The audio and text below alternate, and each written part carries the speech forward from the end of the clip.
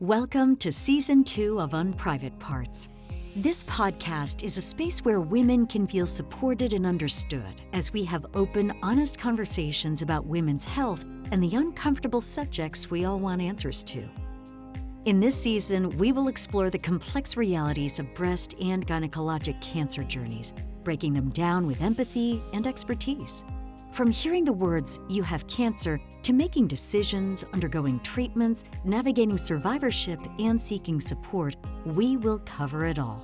Nothing is off limits, and no topic is too uncomfortable to discuss here. This is Unprivate Parts.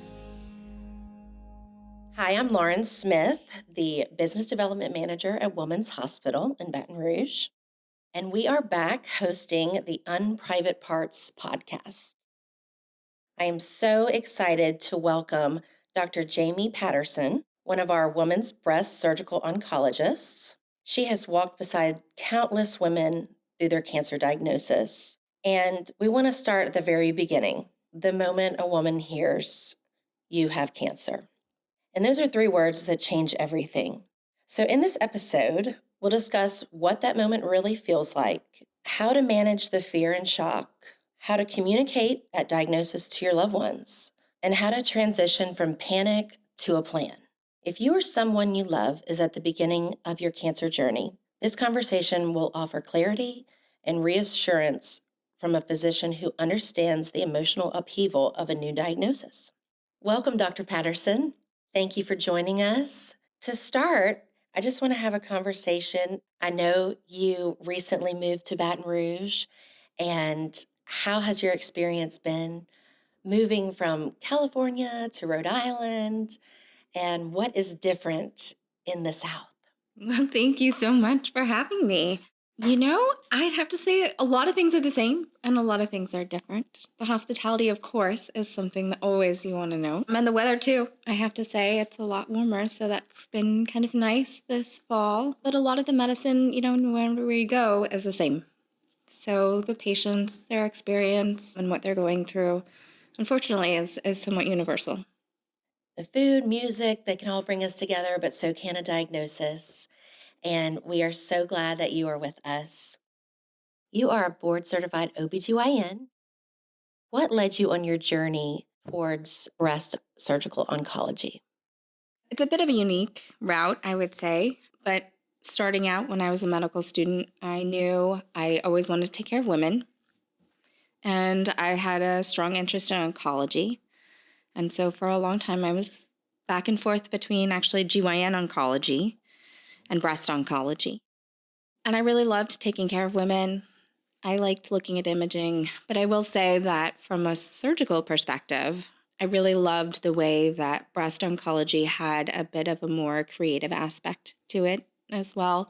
Not that anyone is going into their cancer operation worrying particularly about how they're going to look when they come out, but there is some finesse to that. My job as a doctor, I always think, is to take care of you now and, of course, take care of your cancer, but also to take care of you 5 to 10 years from now when you want to feel your best and look your best. And so putting things back together again, in a nice way is important as well. It has to be very rewarding walking through the patient on their journey from diagnosis to survivorship and knowing you played a role in that. That's true. And that's actually a huge part of it as well. I'm very blessed, I would say, to build relationships with my patients. I never feel like a revolving door. I get to see them, year in and year out, and getting to watch them move through that transition into survivorship and have that lasting relationship has been important to me as well. Tell me, how does it feel as a physician preparing yourself to walk into the patient room and tell them they have cancer? I that's a good question. I don't think anyone's ever asked me that before. It's heartbreaking from a provider standpoint too, because when we have patients that are going through testing, we hope for the best as well for them. We sometimes know all too well what's coming for them, during treatment and how this is going to really change their life. So it can be hard for us as well. Absolutely. And what happens from your perspective emotionally in those first few moments after you tell a patient you have cancer? What does that look like? When a woman's world is turned upside down, what would be the first piece of advice for someone not to go, 1 to 1,000 from the initial shock? I mean, I think it's the same for everybody as shock is the very first thing, right? Even if you are expecting to hear that answer, it's still something different to hear it in the finality of that. My biggest advice is to make sure that you gather your support people around you. Bring your spouse, bring your aunt, bring your sister, bring your whoever it is for you, your best friend, to your appointment so that they can be there for you and that they can be a second set of ears for you. As much as our team and our providers want to be there for you, we know our limitations. That's not your home team, I would say. So those are the people who are really gonna, comfort you during that time. I kind of always think of it like an explosion that went off in your life, right? Something happens, it's huge, it feels bigger than everything else in the world going on, and all of a sudden you have all of these flames to put out, right? Our team is here to help you put out that fire and to help you rebuild the pieces of your life, but you're really going to have to call in your whole team behind you as well. Some women feel guilty. Is there anything to mitigate, or what would you tell someone wondering if they missed something or if they caused their cancer diagnosis? How would you address that internal narrative with your patients that they could be playing over and over? And that's one thing that I really hate about the diagnosis portion. I really don't think that there's any way that people should feel guilty about a medical condition. This is cancer. It's sneaky. It doesn't play by the rules. It's criminal, right? It doesn't follow the textbook. Like sometimes you don't know it until you find it. And so letting go of the what ifs or should haves is really part of the process to heal. And what are some of the early questions a patient can ask to help them feel more confident that they've put their treatment, their care in the right hands? You mentioned bringing their support system, but what do you say to give that patient the confidence? Because there's so much out there. Am I with the right person? Am I with the right doctor to guide me on my journey? Some people want to, I would want to be handheld and coddled the entire way. How do you guide that patient? Absolutely. And I think there's a lot of information out there. We all, go down our Google hole and we look at videos and we try to read everything we can, but nothing is going to be as good as, the entire medical team and all of their education and expertise behind that. So even though it's important to find those, trusted, reliable resources and read as you can so that you have a good background, I always tell people there's really only two things that are the most important when you need cancer treatment. Number one, that you get the best care available, right? And number two, that you feel comfortable with your team, with your doctor and your entire team. Because if either of those pieces are missing, nothing else is going to go right. But with those two secured, there really isn't anything else that you won't be prepared for. Dr. Patterson, I imagine when you're walking in and you have to tell your patient you have cancer, they're with their support system. I imagine they feel pressured or feel the need to be strong immediately. I've never been in a survivor's shoes, but I would immediately want to make a plan and, okay, how am I going to tackle this? What do you wish patients knew about giving themselves permission to just sit with the grief for a second, or even take a pause in those early moments? I think everybody handles it differently. And what I would want people to know the most is that that's okay. It's not wrong. It's not silly. It's not, inappropriate to have a response like that. Some people, they need time to grieve and to just have quiet and to be able to digest, and we'll give them time to come back before they're ready to hear more about it or hear about what the next steps are. And some people spring into action. And I think that's true about anything in life. People just respond differently. Absolutely. So, if someone wants to start their plan immediately, what are the next steps with your doctor? And how is Woman's different, being that we have a nurse navigator, What is the process like? Here, I think it's wonderful because we have everything all in one place, right? So we have a navigator who can take you between all the different components. But, depending on what your diagnosis is and, what stage you are and what treatment you need, talking to your doctor is usually the first step, making a plan. But we have multidisciplinary care so that everyone can be involved, whether that's looking at the imaging, looking at your pathology, whether or not you need surgery, whether or not you need chemotherapy or other treatment, and what order those things go into. And so having clear communication with the doctors and the rest of your treatment team is really important. And a navigator is kind of like your link for that. Dr. Patterson, what would you recommend to remember or stay on track for your cancer journey? Do you recommend bringing a support person every visit or a notebook? How do you keep up? Writing things down is a really nice way, not just to remember what happened, but also I've had patients tell me that looking back at their reflections during that time later on, once they're a survivor, can be helpful and healing as well. So, women's will give you a binder and some pen and paper with specific sections for each part of your treatment journey. But always having another pad or pen or another observer with you is helpful too.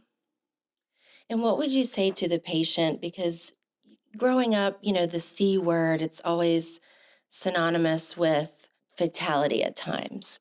What do you tell your patient to help them cope through this initial panic, or how have things changed in regards to cancer treatment? I mean, cancer is scary, right? That's the first thing that happens to everybody, and they think I'm gonna die. But this is not, your grandmother's cancer care. Medicine has evolved a long ways since then, and we have a lot more treatments available to us, depending on what your specific diagnosis is. Everything is very personalized now. So some people, yes, still get chemotherapy, but others can be offered alternatives. Immunotherapy, endocrine therapy, special surgical innovations. So it really just depends. And keeping an open mind and listening to what the options are can be very helpful. Options can be stressful for people when they're given choices. I see that a lot with my patients, but I also try to remind them that even though it feels stressful in the moment to have to choose between two different options, it's usually good, right? Because if there are no options, that's when we run into more problems. All right. So let's talk a little bit about how to tell your loved ones. We know it just doesn't impact the patient. It can spread like a wave through support groups and families, telling your children how not to instill fear in them. What advice would you give your patients about sharing in those early days when you're still processing? I think everybody's journey and everyone's experience is a little bit different. And so taking a moment to have some self-reflection about what you need and how you would like other people to support you and help you is a good idea before you share with everyone, because inevitably the next question that's going to come is, well, what can we do? And also, what are you doing next, right? And so sometimes I notice that patients become overwhelmed with the amount of questions that their well-meaning family and friends can have. And if you don't have answers to those yet, it might just make you feel more anxious. So prefacing your information to those people can be helpful, and say, like, we don't have a lot of information yet, but we know that I have cancer.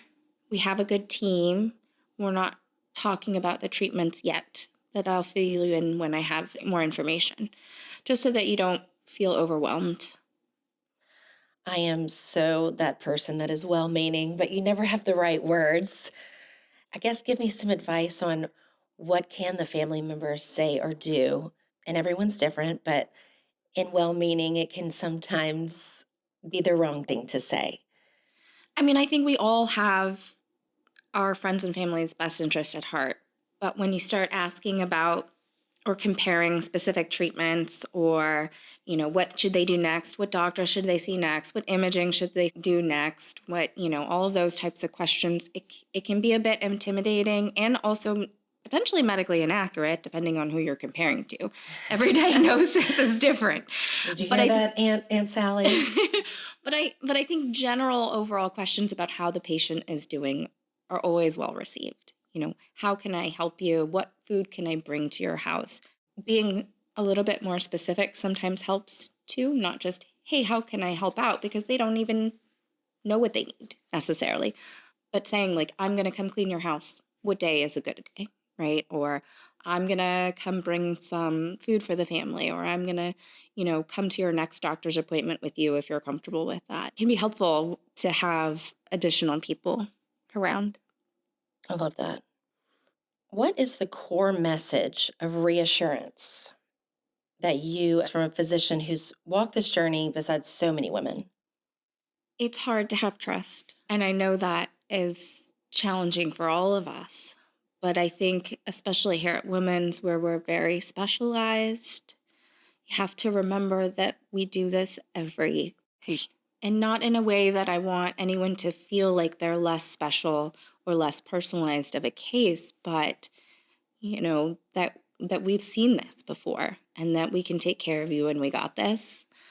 We need you and your team to come with us and to help us, explain it to you, to show you what the path would be, and to come with questions so that we can answer them for you.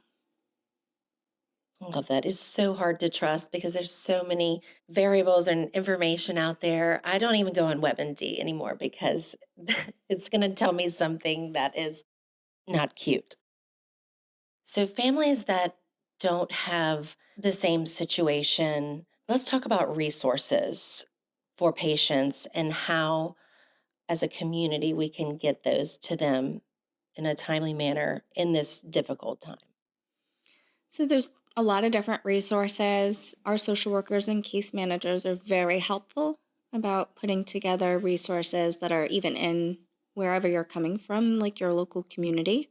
Some of that is financial, some of that is support services, some of that is, support groups, transportation, and then some of it is also educational. So knowing, for example, certain websites that are helpful, National Cancer Institute, American Cancer Society, having all of those resources available to you. There's lots of education that's put together by women from all of the various experts that's available as well. And a lot of the wellness or support kind of adjunctive services. So especially over at the wellness center, like physical therapy, there's acupuncture. I mean, pretty much anything that you could need that would help you feel more comfortable during your treatment. And what would you say to the patient that is captured by fear in that first appointment where she's hearing her diagnosis? How do you mitigate going forward the panic and just all the different thoughts that pop into your mind?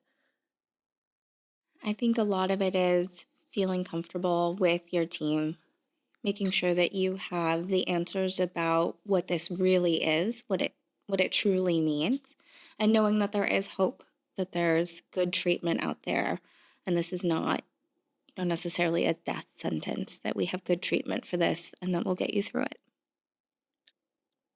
I would love to ask about the different reactions from patients because I've obviously never been in the room, but when you deliver a diagnosis, do you find the majority of patients are in shock, numb, emotional? It's widespread across the board. A lot are in shock. Um, some will openly weep and it becomes a tender moment. Some are numb and some are, ready to hit the ground running with whatever the next steps are. Um, and so for me, I try to meet them wherever they are, try to guess how best I can help them with whatever response that they have. Well, thank you so much, Dr. Patterson, for sharing your insight, your compassion, and your experience with us. I'm sure your perspective brings comfort and clarity to all of our listeners, especially those facing the early steps of the cancer journey. So we appreciate you taking the time to be here. And we hope this episode offered reassurance that you are not alone. Thanks for joining us for this episode of Unprivate Parts. Don't forget to subscribe to our podcast so you never miss an episode. For more women's health tips and cancer-related content, follow Women's Hospital on Facebook and Instagram. If something you heard resonated with you, please share it with others. Thank you for listening.